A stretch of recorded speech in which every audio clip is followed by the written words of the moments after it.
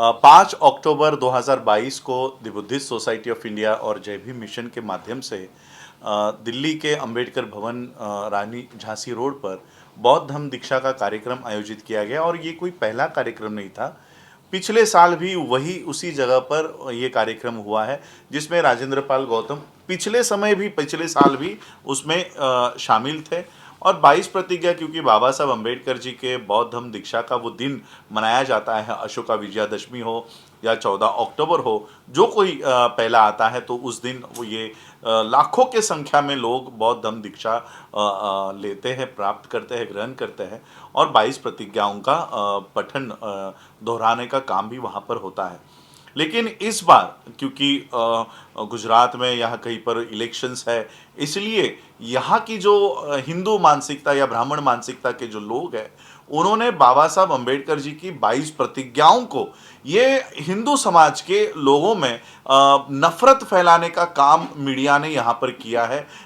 चाहे वो आदेश गुप्ता हो, बीजेपी के प्रवक्ता हो, जिन्होंने प्रेस कॉन्फ्रेंस लेकर ये कहा है कि बौद्ध धर्म की दीक्षा में हिंदुओं के देवी देवताओं को गाली दी गई, ये इस तरह से झूठा प्रचार यहाँ पर मीडिया में हुआ। हमें ये कतई पता नहीं था कि हमारे ये इस बौद्ध धम्म दीक्षा के कार्यक्रम के बाद इतनी बड़ी कंट्रोवर्सी क्रिएट होगी। ये मुझे ऑस्ट्रेलिया में जाने के बाद पता चला, और सभी चैनल के लोग ये गलत तरह से हिंदुओं के दिलों में बौद्धों के विषय में, बौद्धों के बारे में नफरत फैलाने का काम यहाँ पर हो रहा था। मोदी सरकार या ये आरएसएस है, पहले हिंदू और मुसलमानों को आपस में लड़ाया करती थी, अब मुसलमानों को इन्होंने पीएफआई के माध्यम से, बाकी के माध्यम से इन्होंने रेड्स डालकर उनका जो मूवमेंट है वो खत्म कर दिया।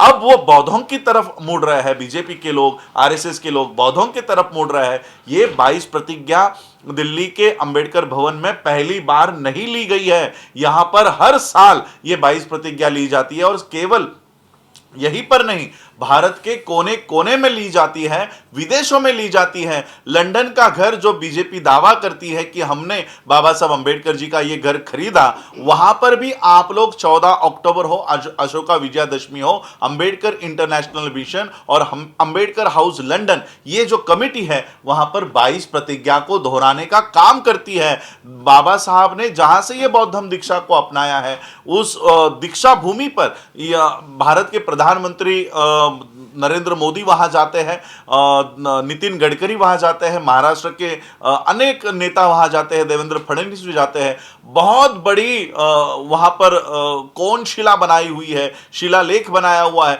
जहां पर 22 प्रतिज्ञा लिखी हुई है। और इस 22 प्रतिज्ञाओं को प्रधानमंत्री नमन करते हैं, क्योंकि ये बुद्धिस्ट कल्चर का भाग है। बौद्ध धर्म में देवी देवता नहीं होते, और बाबा साहब उस समय हिंदू धर्म से बाहर आ रहे थे, इसलिए जो प्रतिज्ञा दी गई है वो हिंदू धर्म के इससे बाहर आने की वो प्रक्रिया है। और इसलिए इन्होंने हमारे खिलाफ बीजेपी के वक्ताओं ने, बीजेपी के लोगों ने, और ये मोदी मीडिया ने, मोदी के चैनलों ने बौद्धों के खिलाफ देश भर में इन्होंने हिंदुओं के दिल में नफरत पैदा करने का काम किया है। हम हिंदू लोगों से कभी हम किसी भगवानों को गाली देने का काम हमारे मन से नहीं होता है। एक बार 22 प्रतिज्ञा हमने दोहराई तो किसी देवी देवता का नाम हमारे मन से कभी नहीं लिया जाता। हम हिंदुओं का और उनके फेथ का हम रिस्पेक्ट करते हैं। भारत एक सेकुलर देश है, इसलिए अलग अलग धर्मों के लोग यहां पर रहते हैं। अगर हम हिंदुओं के रीति रिवाज को अगर हम उसका रिस्पेक्ट कर रहे हैं, तो हिंदुओं को, मुसलमानों को, जैनों को, क्रिश्चियनों को भी हमारे बुद्धिस्ट कल्चर का रिस्पेक्ट करना चाहिए। बुद्धिस्ट कल्चर में हिंदू देवी देवता नहीं होते, और इसलिए हम प्रतिज्ञा कर रहे हैं। हम किसी और को नहीं कह रहे कि तुम मत अपनाओ। हम जो लोग बौद्ध हो रहे हैं, हम नहीं अपनाते हैं, हम किसी देवी देवताओं को नहीं मानते हैं। यही एक बौद्ध की पहचान होती है, जो बाबा साहब अम्बेडकर जी ने बौद्ध बनाया है, वो उसकी पहचान है। तो इसलिए देश के अलग अलग जाति धर्म के लोगों को हमारे कल्चर का रिस्पेक्ट करना चाहिए कि हमारे में ये होता है। आप कल कहोगे कि मुसलमानों में खतना होता है, वो नहीं होना चाहिए। आप कहोगे कि ब्राह्मणों का मुंज होता है, वो नहीं होना चाहिए। तो अलग अलग धर्मों की जो रीति रिवाज है, वैसे ही बौद्धों का रीति रिवाज है 22 प्रतिज्ञा। और ये 22 प्रतिज्ञा बाबा साहब अम्बेडकर जी ने इस देश का संविधान लागू होने के बाद दी हुई है। यह संविधान लागू होने की घटना नहीं है, संविधान लागू होने के बाद की घटना है। और इसलिए इस चीज को लेकर हम लोग कानूनी प्रक्रिया करेंगे। जिन जिन लोगों ने अपने अपने चैनल्स पर यह चलाया है, इन सब लोगों को हम लोग सबक सिखाएंगे, क्योंकि इन्होंने बौद्धों के विषय में, बौद्धों के बारे में देश के लोगों के दिलों में इन्होंने जहर फैला है। तो ये पहला काम हम लोग करेंगे। दूसरा काम कि एक Rajendra Pal Gautam as a individual हमारे स्टेज पर थे, कहीं पर भी उनका उल्लेख सामाजिक न्याय मंत्री, किसी पार्टी के मंत्री के कैटेगरी में वो नहीं थे। और आज देखिए, मुझे आज भी पता है वाल्मीकि, मनीषा वाल्मीकि के साथ जब अन्याय हुआ, अत्याचार हुआ, और उसको देखकर उसके बाद पिछले 14 अक्टूबर 2018 या 20 को वाल्मीकि समाज के लोगों ने, पूरी की पूरी बस्ती ने बौद्ध धर्म अपनाया था। और बौद्ध धर्म अपनाने के बाद में हमने ही उनको 22 प्रतिज्ञा दी थी। गाजियाबाद में वो पूरा मोहल्ला है, वाल्मीकि बस्ती है, आज भी वो लोग बौद्ध है। और जब उनको बौद्ध धर्म की दीक्षा दी गई तब भी 22 प्रतिज्ञा दोहराई गई, और उस समय भी ये कंट्रोवर्सी हुई थी। तो आम आदमी पार्टी के संजय सिंह मेरे समर्थन में उतरे थे। आप लोगों ने वो वीडियो देखे होंगे कि संजय सिंह मेरे समर्थन में उतरे थे, और उन्होंने कहा था कि राजरत्न अंबेडकर बाबा साहब के परपोता, उन्होंने बौद्ध धर्म की दीक्षा दी, तो बीजेपी के लोग उनको टारगेट कर रहे हैं। तो आज मैं उनको कहना चाहता हूं कि आज उस समय आप मेरे समर्थन में उतर रहे थे, तो आज आम आदमी पार्टी का एक भी नेता राजेंद्र पाल गौतम के समर्थन में क्यों नहीं उतर रहा? मैं यह सवाल करना चाहता हूं कि जिस 22 प्रतिज्ञा के लिए आप मेरा समर्थन करते हो, उसी 22 प्रतिज्ञा के लिए आप अपने ही मंत्री का समर्थन क्यों नहीं करते? तो ये मेरा सवाल है। और मैं एक राजेंद्र पाल गौतम जी से ये कहना चाहूंगा कि आपको इस्तीफा देने की कोई जरूरत नहीं है, कोई जरूरत आपको नहीं थी। अगर उनको इस्तीफा लेना है तो वो प्रेस कॉन्फ्रेंस लेके आपके इस्तीफा की मांग करे, तब जाकर हम देश के लोगों को बता सकते हैं कि ये कैसा दोगला आदमी है, दोगले चरित्र के लोग हैं, जो अब बाबा साहब के पौत्र को 22 प्रतिज्ञा देने के लिए समर्थन करते हैं और अपने ही मंत्री का इस्तीफा मांगते हैं। तो ये हम लोग साबित कर सकते थे। ये बहुत बड़ी अपॉर्चुनिटी मुझे लगता है राजेंद्र पाल गौतम जी ने गवा दी है। इसके माध्यम से देश भर के लोगों को पता चल जाता कि जो लोग फोटो लगाकर बाबा साहब अंबेडकर जी का मिशन चलाने का काम बता रहे हैं, जो लोग ये कह रहे हैं कि हम बाबा साहब अंबेडकर जी को उनके सपनों का भारत हम बना रहे हैं, तो हम उनका कैरेक्टर लोगों के सामने लाने में यशस्वी हो जाते, सफल हो जाते। आज वो लोग बाबा साहब अंबेडकर जी के नाम से नाटक यहां पर दिल्ली में चला रहे हैं। आप लोगों को पता होगा कि बड़े बड़े नाटक यहां पर बाबा साहब अंबेडकर जी के नाम से दिल्ली गवर्नमेंट चलाती है। ये नाटक चलाने के बजाय बाबा साहब के विचारों को अगर जो आदमी आगे लेकर जा रहा है उसका भी समर्थन कर दिए तो भी बहुत हो जाता है। तो इसलिए ये मैं तो राजेंद्र पाल गौतम जी से यही आह्वान करना चाहता था, क्योंकि मैंने वहां से भी, ऑस्ट्रेलिया से बहुत बार उनको संपर्क करने की कोशिश की, लेकिन वो भी घिरे हुए थे सभी लोगों से, तो मेरी बात नहीं हो पाई। वरना यही हम कहना चाहते थे कि ये जो केजरीवाल है, हमें भी पता है ये आरएसएस की तीसरी पार्टी है, और इसलिए इसको एक्सपोज करने का अगर मौका हमें मिल रहा है तो हमको वो हाथ से गंवाना नहीं चाहिए। तो ये पता चल जाता कि केजरीवाल ये 22 प्रतिज्ञा दोहराने पर, अगर आप जय श्री कृष्ण कहते हो तो हम लोग कुछ को कह रहे हैं, उस पर नहीं कह रहे। आप जय श्री कृष्ण कहो, जय श्री राम कहो, आप आपके चुनाव जीतने के बाद मंदिरों में जाते हो, हम उसके ऊपर टिप्पणी भी नहीं करते। तो आप हमारे बौद्ध परंपरा के ऊपर किस तरह से टिप्पणी कर रहे हो?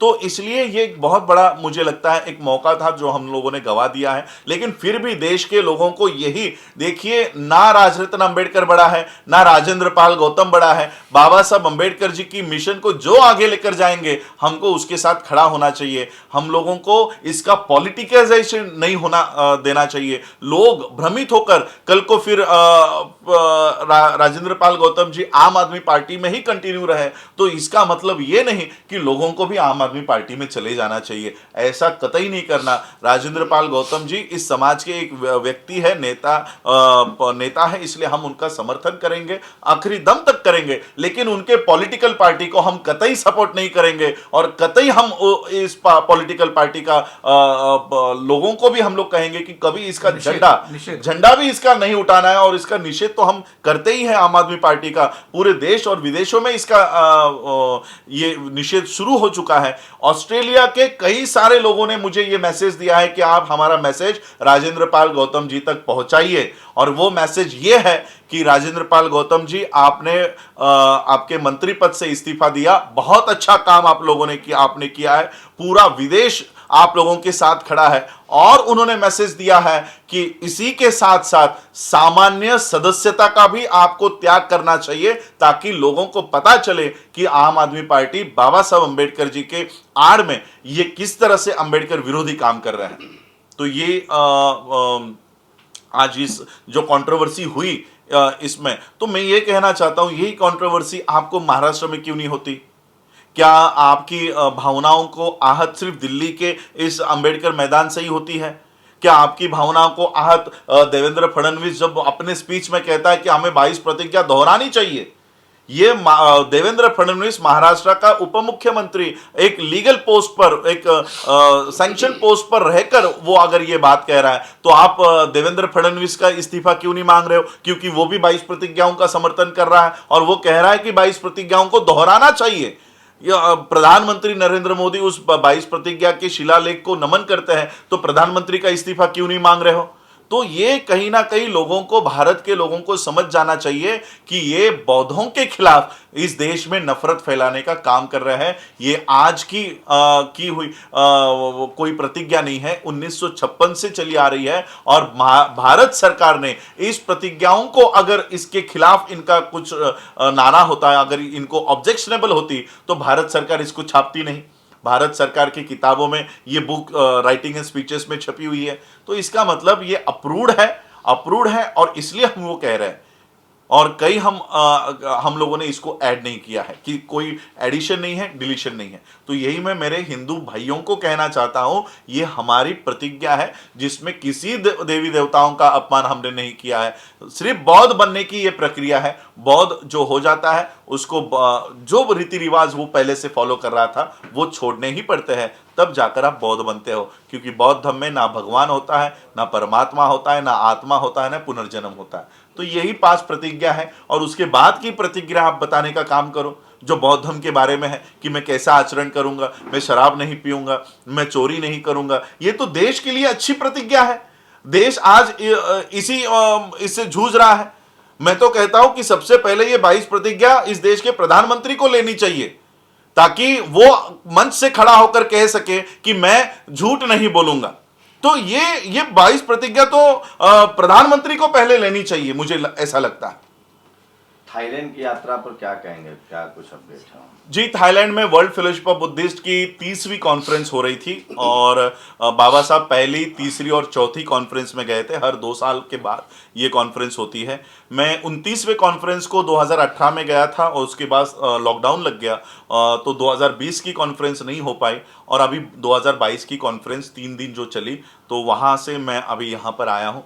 और भारत की जो बौद्धों की भूमिका है, बौद्धों के साथ क्या होता है, और हमें तो ये बहुत अच्छा प्रूफ मिल गया कि बौद्ध धर्म दीक्षा लेने के बाद किस तरह से हमारे ऊपर अन्याय हो रहा है, अत्याचार हो रहा है। ये हमने वर्ल्ड के प्रेसिडेंट को हमने वहाँ बताया है, काफ़ी लोगों से चर्चा की है। लेकिन एक बात बहुत मुझे वहाँ पर चुभ रही थी, वो ये थी कि सभी देश के लोग यही कह रहे थे कि आपका प्रधानमंत्री तो बौद्ध है, वो बौद्ध होने पर ऐसा कैसे कर रहा है। तब हमने सभी लोगों को जाहिर बता दिया कि ये बौद्ध नहीं है, ना तो प्रधानमंत्री बौद्ध है, ना तो यूपी के सीएम बौद्ध है। यूपी के सीएम को बौद्ध, जैसे मैंने आज ये चीवर पहना है, उनका भी जो वस्त्र होता है ये इसी भगवे कलर का है, तो लोगों को लगता है कि ये बुद्धिस्ट मॉन्क है। और सिर्फ लगता ही नहीं है, इन्होंने किताबें लिखी है कि एक मॉन्क सीएम बन गया है, इस तरह से किताबें लिखी हुई है। और तो ये हमने वर्ल्ड के लोगों को जाहिर कर दिया कि ये कोई बौद्ध नहीं है, इनका बौद्ध धर्म से कोई लेना देना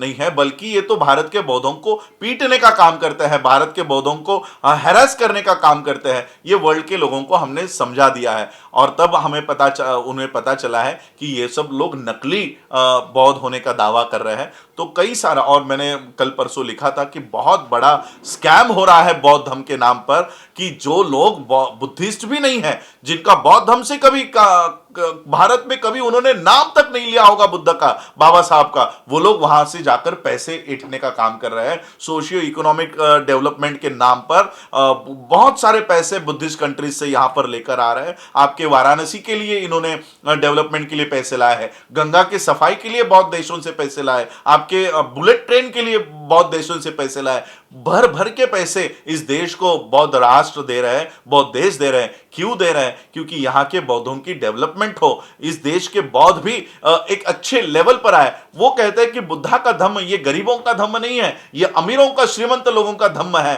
और इसलिए भारत के जो बौद्ध है वो भी अमीर होने चाहिए, इसलिए वो लोग भर भर के पैसा दे रहे हैं। लेकिन ये पैसा जा रहा है क्या नाम है वो आपका, गंगा की सफाई में, और नहीं, एक वीएचपी का कुछ इंद्रेश करके है, इंद्रेश कुमार, RSS आरएसएस का इंद्रेश कुमार, ये वहां से पैसे ले रहा है।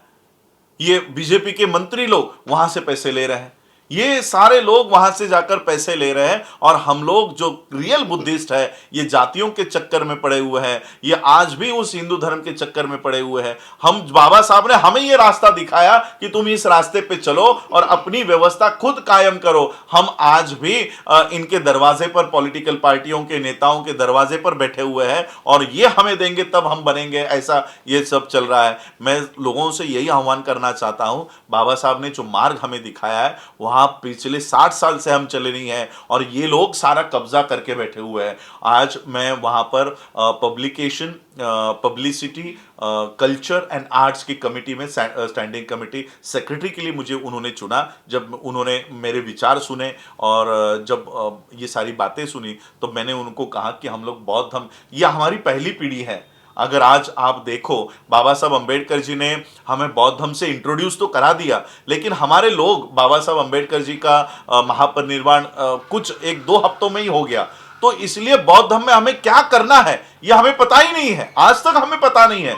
और इसलिए हमने क्या किया, भगवानों के मूर्तियों को हटा दिया और बुद्ध की मूर्ति लाकर बिठा दी। तो हम भी वही कर रहे हैं, बुद्धा को सिर्फ नमन करने का काम कर रहे हैं, लेकिन एक्चुअल बुद्धिज्म क्या है यह हमें भी नहीं पता। और इसलिए मैं अलग अलग देशों से जाकर वहां का बुद्धिज्म कैसा है, हमें क्या करना चाहिए, क्या पढ़ाई करनी चाहिए, किस तरह से करना चाहिए, इसलिए अलग अलग देशों से मैं मिल रहा हूं और अच्छी यूनिवर्सिटीज में भारत में लाकर यहां के लोगों को ट्रेन करने का काम कर रहा हूं। आज मुझे ताइवान के लोगों ने आमंत्रित किया कि सर, अगर आप इस तरह से कुछ करना चाहते हो तो आप हमारे देश में आओ, हम आपको पूरी मदद करेंगे। मुझे ऑस्ट्रेलिया के बौद्धों ने मदद की है, ऑस्ट्रेलिया के पार्लियामेंट के मेंबर ऑफ पार्लियामेंट ने हमें मदद का हाथ दिया हुआ है कि आप अगर एजुकेशन के लिए कुछ करना चाहते हो तो हम आपको पूरा समर्थन देने के लिए तैयार है। तो आज हम 60 एकड़ जमीन मेरे पास है, वो 60 एकड़ जमीन हम लोग बुद्धिस्ट यूनिवर्सिटी यहाँ पर बनाएंगे और वर्ल्ड के बुद्धिस्ट कोर्सेस हम हमारे बच्चों के लिए यहाँ देंगे। और सिर्फ बुद्धिस्ट कोर्सेस ही नहीं, जितने भी आपके प्रोफेशनल कोर्सेस है, जितने भी आपके कॉमर्स, आर्ट्स, साइंस के कोर्सेस है, वो भी हमारे बच्चों के लिए आ देंगे। और बौद्धों का खुद का एजुकेशन सिस्टम हम लोग, देखो, बुद्धा का सबसे बड़ा मैसेज एजुकेशन है। बुद्धा ने जब क्रांति की, उस क्रांति के का परिणाम यह हुआ कि देश में 17 विश्वविद्यालय बने, 17, नालंदा, तक्षशिला, ये बुद्धा के क्रांति के बाद बने। यानी बुद्धा का संदेश, ये शिक्षा का संदेश है। आज बुद्धा, हम लोग बौद्ध हम अपना रहे हैं, हमारे पास एक बुद्धिस्ट स्कूल नहीं है, एक बुद्धिस्ट यूनिवर्सिटी नहीं है, और इसलिए हमें अब वहां पर काम करना है। हम लोग हमारे 5 साल के बच्चे को अगर आने वाले 10 साल और 15 साल ट्रेन कर पाए तो वो बच्चा इस देश का शासक बन सकता है। इतना हम लोगों को उसको प्लेटफॉर्म तैयार करके देना है। तो ये वर्ल्ड फेलोशिप ऑफ बुद्धिस्ट के माध्यम से एक तो यूनिवर्सिटी का काम हम कर रहे हैं और कई सारी नौकरियां, नौकरियों को मैं यहां पर लेकर आ रहा हूं। बायोटेक्नोलॉजी के माध्यम से ताइवान ने मुझे आह्वान किया है, मुझे इनवाइट किया है कि सर बायोटेक्नोलॉजी के लिए आपके देश में जो आप करना चाहते हो सारा आपको हम देने के लिए तैयार है। तो मेरे ख्याल से नवंबर महीने में, अगले महीने में ताइवान जाऊंगा और वहां के एंटरप्रेन्योर्स को भारत में लाकर बौद्धों को देने का काम करूंगा कि ये बुद्धिस्ट है, वो भी यही चाहते हैं कि हम जो काम कर रहे हैं, हमारी जो टेक्नोलॉजी है वो हम भारत को देना चाहते हैं, लेकिन हम किसी ब्राह्मणी व्यवस्था के आदमी को नहीं देना चाहते, वो बौद्धों को देना चाहते हैं। तो वो सारा जो आज तक डाइवर्ट हो रहा था, अडानी अंबानी के पास जा रहा था, आज वो वापस बौद्धों के हाथ में लेकर देने का काम हम करेंगे। सर एक सवाल हो रहा है, जिस तरीके से अरविंद केजरीवाल हैं, उनके एक मंत्री हैं 3 महीने से जेल में बंद है, सत्येंद्र जैन का नाम है जी, वो उसके अलावा उप मुख्यमंत्री कई जो है राजनीतिक सवाल मैं क्यों एक बात पूछ रहे पूछना हो? चाह रहा हूँ कि जिस तरीके से राजेंद्र पाल गौतम जो दलित वो आप समाज का था, मंत्री से उनको पूछो ना यार, आपके टारगेट मंत्री किया गया। इस्तीफा दिए। नहीं वो इसलिए तो हम कह रहे हैं कि जिसके ऊपर आरोप है, वो जो जेल में है, आप उससे इस्तीफा नहीं मांग रहे हो, और ये इनके ऊपर कोई आरोप नहीं है, ना किसी पुलिस ने इनके ऊपर कोई एफआईआर की है, ना किसी कोर्ट ने इनको कल्प्रिट घोषित किया है, कोई आरोप नहीं है, आप उनसे मंत्री पद छीन रहे हो। इसलिए हम ये कह रहे थे कि राजेंद्र पाल गौतम जी को खुद से इस्तीफा देने की जरूरत नहीं थी, उनको मांगने देने की हम लोगों को सब्र करना चाहिए था। एक सवाल है, भारत में जो आप बुद्धिज्म की बात कर रहे हैं, यहाँ जातवाद और अंधविश्वास बहुत ज़्यादा है। अभी हाल ही में 22 प्रतिज्ञा के बाद में देवकीनंदन ठाकुर एक बड़े कथावाचक हैं, उनकी स्टेटमेंट आई है कि जिन लोगों ने 22 प्रतिज्ञा ली हैं वो तो नरक में जाएंगे ही जाएंगे, साथ में मंत्री भी नरक में जाएगा। तो नरक और सुरख का भय दिखा करके यहाँ पर लोगों को 22 प्रतिज्ञा और बुद्ध धर्म की तरफ जाने से रोका जा रहा है। देखिए, हमने 22 प्रतिज्ञा ली है तो हमारे लिए स्वर्ग नरक ये कोई मायने नहीं रखता। तो मैं तो यही कहना चाहता हूँ, आपको प्रेस कॉन्फ्रेंस लेने की जरूरत क्या है? वहीं से बैठे बैठे श्राप दे दो, हम यहीं पे भस्म हो जाएंगे। वहीं से बैठे बैठे श्राप दे दो ना। तो आपको प्रेस कॉन्फ्रेंस लेकर टीवी पर डिबेट करने की, आपको पुलिस एफआईआर करने की, राष्ट्रपति को खत लिखने की क्या जरूरत है? आप वहीं से बैठकर हमको श्राप दे दो, हम यहीं पर भस्म हो जाते हैं। देखते हैं कि आपके श्राप में, आपके स्वर्ग में, आपके नरक में कितनी ताकत है। नेशनल दस्तक की आपसे गुजारिश है कि अगर इसको बचाना चाहते हैं तो नेशनल दस्तक को सब्सक्राइब करने के लिए रेड कलर के सब्सक्राइब बटन को दबाएं, फिर बेल आइकन की घंटी दबाएं। नेशनल दस्तक को बचाने के लिए बहुत जरूरी है कि हर खबर को शेयर करें, लाइक करें, कमेंट जरूर करें।